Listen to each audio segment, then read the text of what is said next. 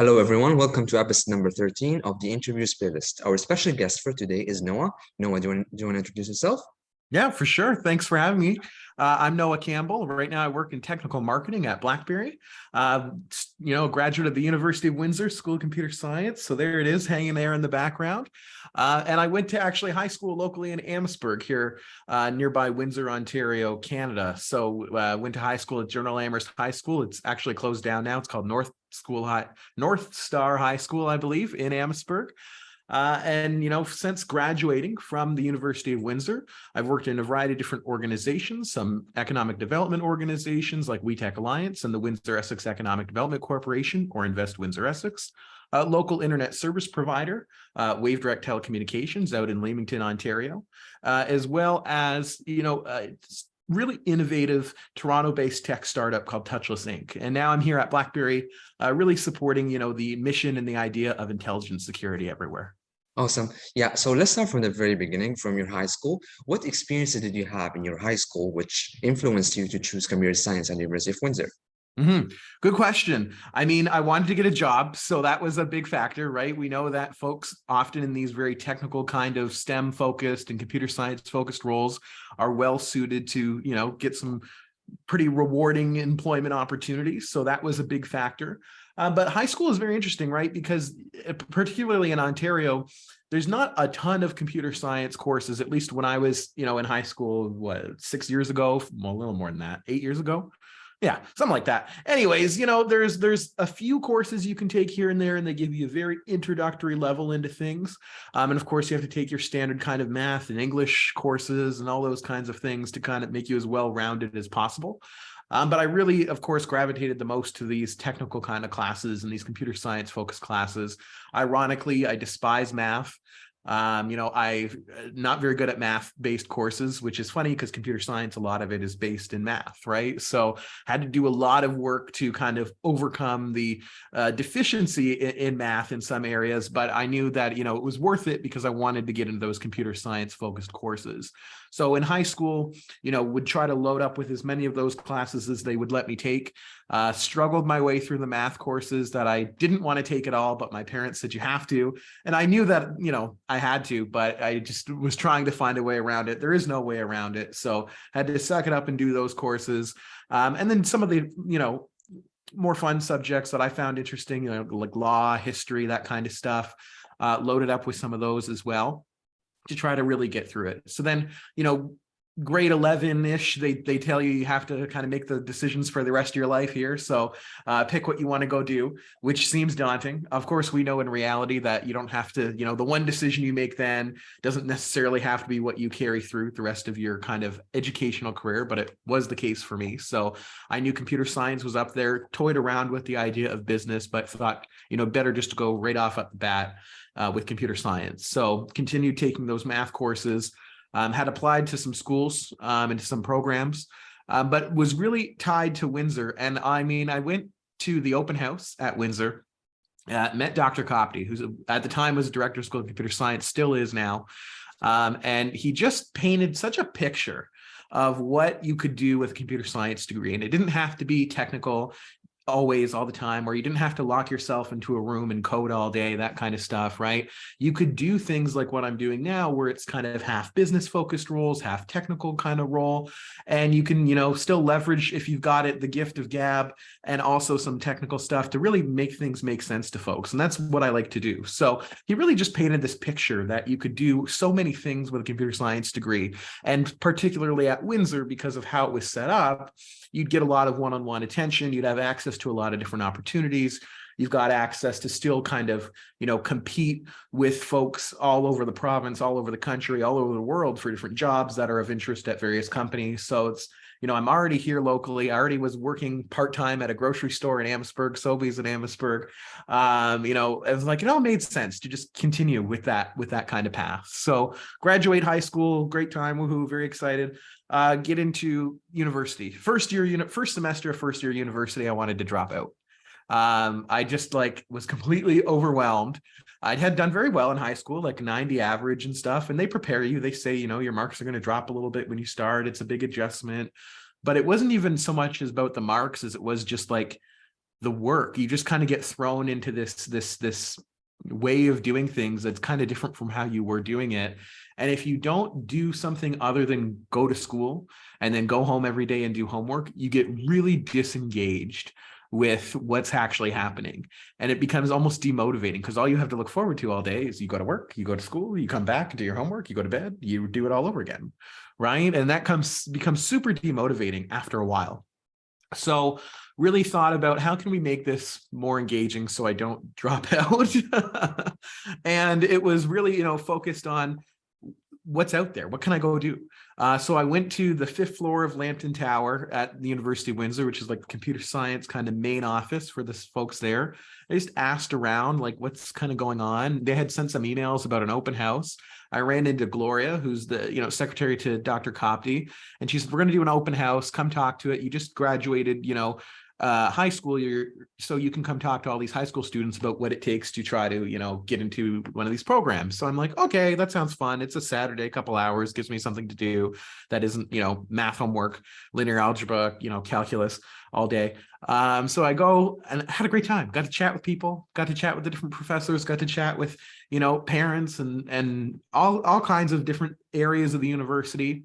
And that just spiraled off into so many different things. Like, it spiraled off into starting the Canadian Undergraduate Computer Science Conference and bringing a bunch of researchers down to the University of Windsor to talk about, emerging topics in computer science, and working with Google as part of the, starting the very first developer student club, one of only 25 in North America at the time.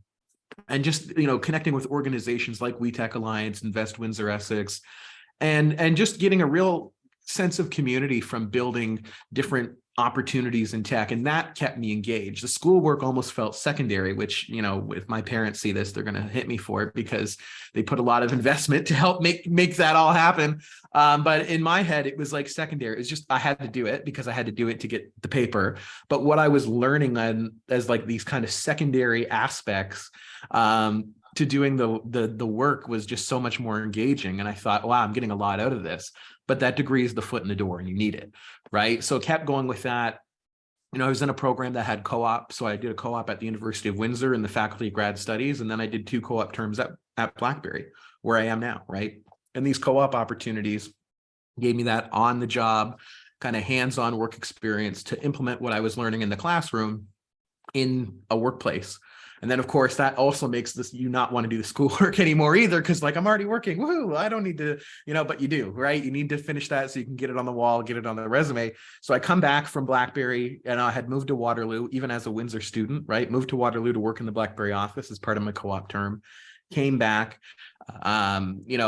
continued working for them kind of part-time as a campus ambassador, and then helping to bring together some research partnerships and the BlackBerry Bootcamp program to train students on cybersecurity topics. And again, all these kinds of things helped keep me engaged with the schoolwork, because the schoolwork doesn't do it for you, right? The schoolwork is schoolwork. It's an obligation, but doing stuff outside of that keeps you really engaged and helps you build a network.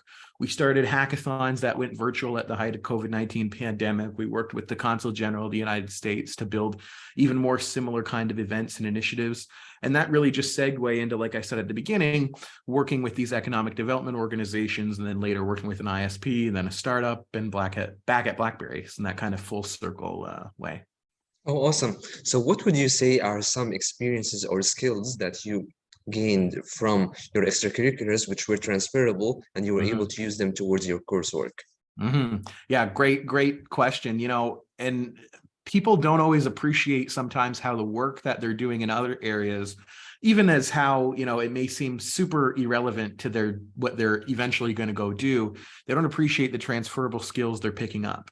Right? People always come to me and say, how am I going to get a job when all I've done is worked in a grocery store? And I go, well, first of all, I work in a grocery store, so watch it now. But, you learn so much in the grocery store, right? You learn communication, you learn teamwork, you learn how to be on time for things, you learn customer service. All of that is transferable into any professional role. So if you've got a part-time job, regardless of how, you may not feel it's relevant to your degree or to your future job, it 100% is. Keep doing it. Plus you're making money. That's how I paid for cars to get from point A to point B. So it's very important. So you've got those kind of extracurricular in the sense of like a part-time job, super important. You're getting transferable skills.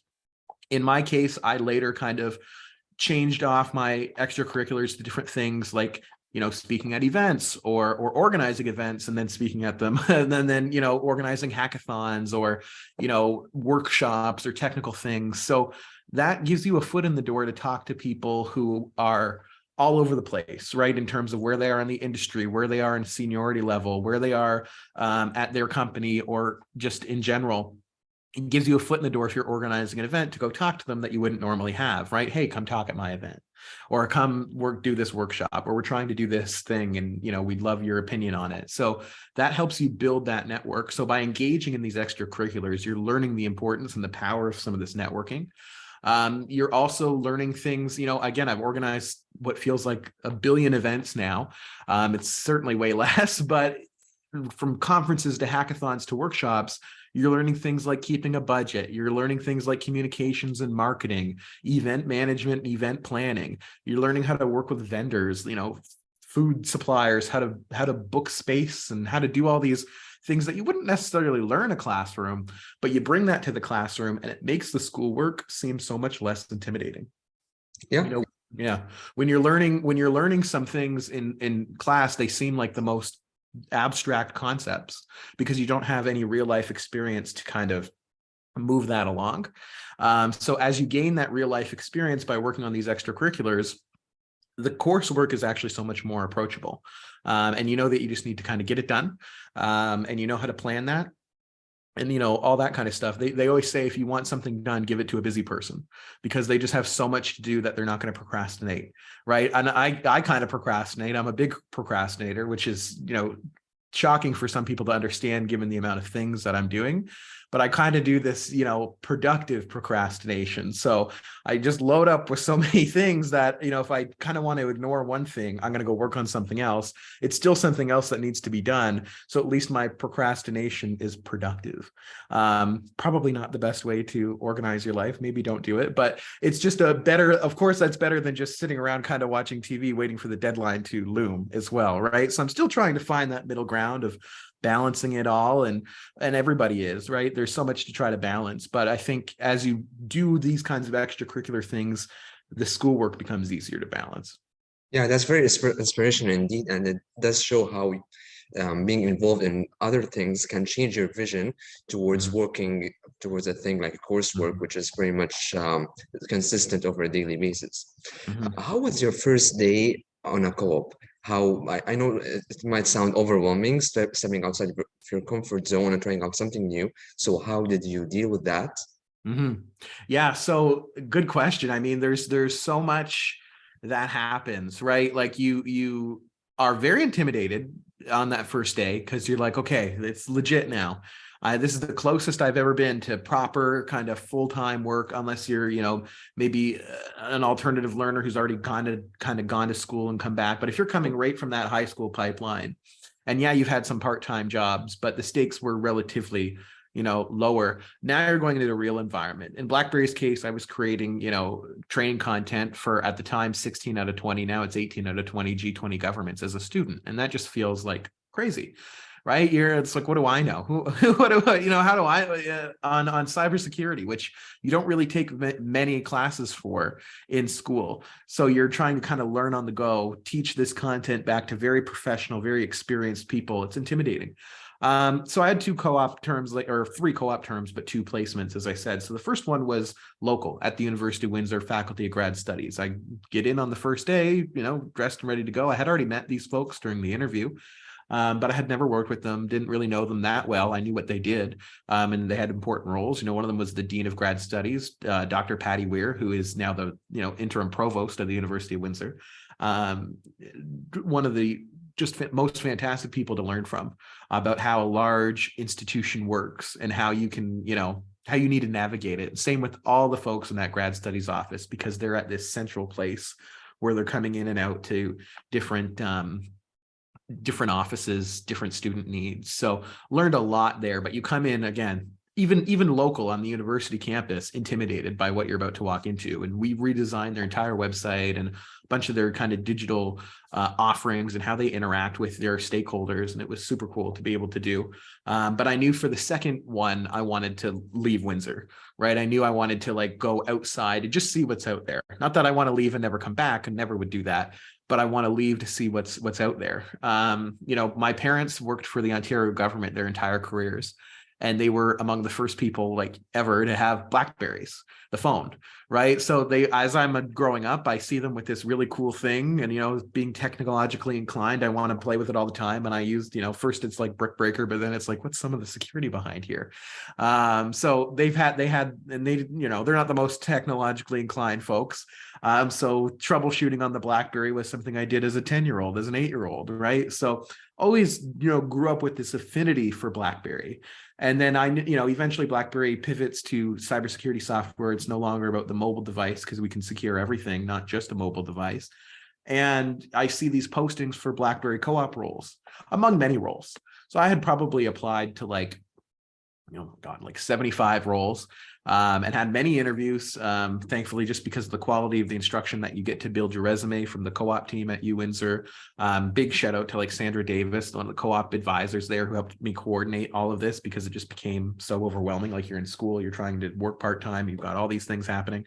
But anyway, you know, BlackBerry was one of the interviews. They reached out and said my kind of application had matched with one of their roles. It was for technical content writer, I think was the official title. It even ended up changing hands a few times. Had done like a half-hour phone interview with them. And they said, then they offered a job, which I thought was super cool. And I took it, and, you know, sight unseen, went to Waterloo with my parents like the November before the January I started, to just go up there in one day and get an apartment. So I got an apartment for a January start, and said, okay, I'm going to go move to Waterloo in January. I was organizing a conference at this time. I was teaching assistant at this time. I had finished my co-op and part-time work with the grad studies office. I had finished my work with the grocery store. So I go there in January of 2019.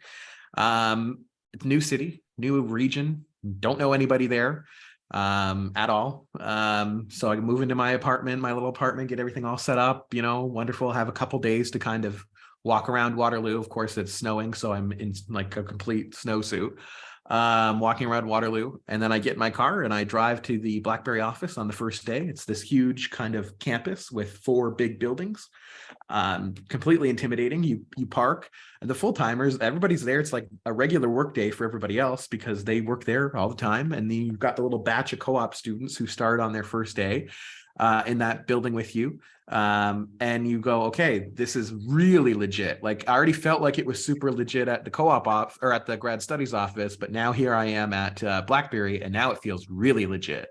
So I get my badge, like they give me a name badge, they give me with the picture on it to go, and I can open up these big buildings and go to all these offices, and I have all this access. I have this special computer. I get all this kinds of training on what not to do with that special computer. So you do that, and then you just start your role. Like on that first day, I went to a meeting in the afternoon, a full team meeting with the entire crew, and they gave me what I'd go be, you know, working on. Second day, I was writing content. So you get thrown right into it, but I had to fall back on. I had the kind of 3 years I already did of schooling to know how to navigate some of these situations. Plus I had all those transferable skills from different jobs I had done and different work I had done. Ended up taking that first co-op term, extending it, lived in the region for almost a year, came back, did our, you know, Canadian undergraduate computer science conference, and then continued working for BlackBerry. So first day was intimidating, but you have no choice but to adapt because they throw you right into it right away. So yeah, you can be intimidated all you want, but it doesn't really matter because you're going to start the work right away. Yeah, for sure. Having gained all those skills, what are some approaches you took towards preparing yourself to host conferences and educate other people about the skills you learned? Mm-hmm. Yeah, I mean, there's such a demand for it, which is great. Like, people want to have these skills. They know that it's not necessarily being taught in a classroom because there's just so much to cover. In a computer science degree, like, you don't have time to teach everybody everything. What you do have time to do is teach you how to kind of gain skills on your own. So you attend conferences to know how they should run. So while I was in Waterloo, I attended a few conferences, saw what was good, what could have been improved upon. And we had already known that, they wanted to organize a conference in Windsor. So, we kind of work with, you got to know your audience, right? If you want people to buy tickets or to sign up, you got to know what they want to come see. So a lot of chatting with folks to understand, where do you feel the skills, maybe you could use some additional kind of augmentation to what you're learning. Who do you want to hear from?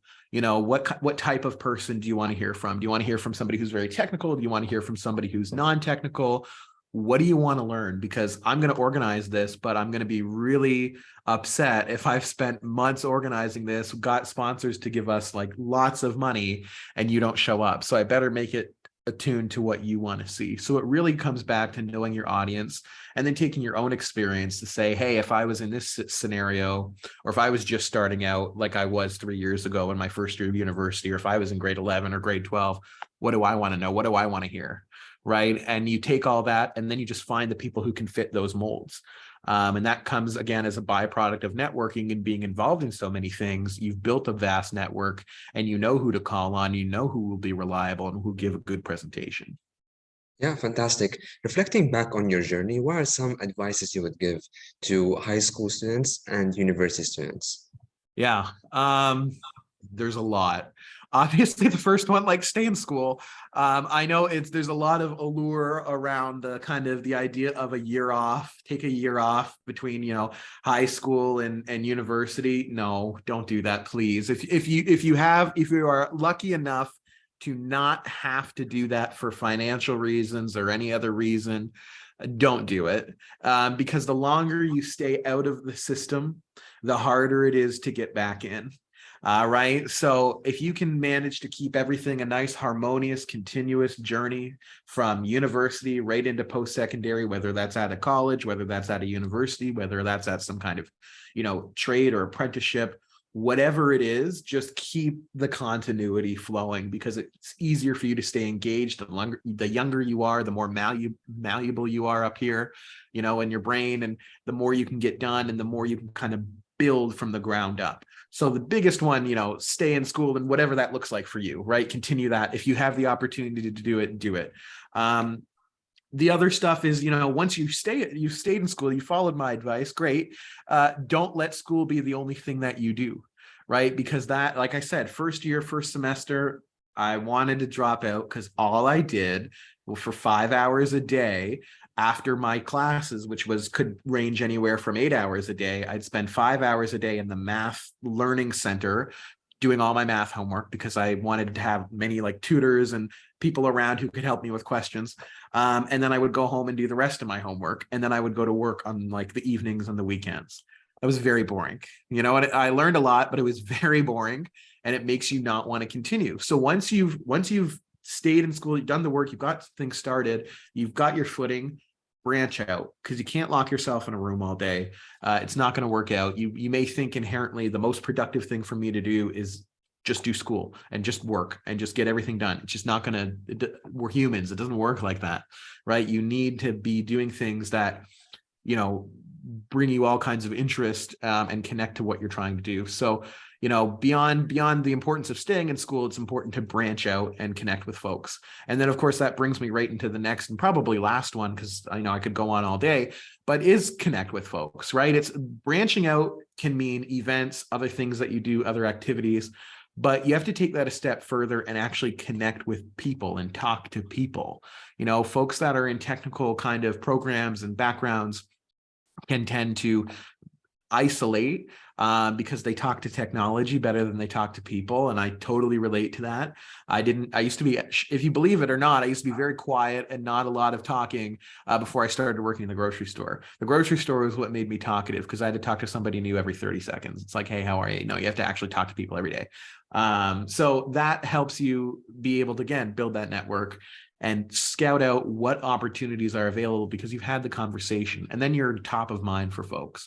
If you have a good conversation with somebody, you're going to be so much more memorable to them than if you just said, hey, my name's Noah, nice to meet you, and then you move on to the next. If you've had a good, solid conversation, you've got a point to come back on later if you need to. And you're top of mind for them when they think of opportunities that align with their work. So stay in school, but don't be afraid to branch out and don't be afraid to connect and talk to people. Yeah, those are very wise and inspirational advices indeed. Thank you so much for taking us through your journey, and thank you for being a guest speaker on my chat. Thanks for having me. Thank you.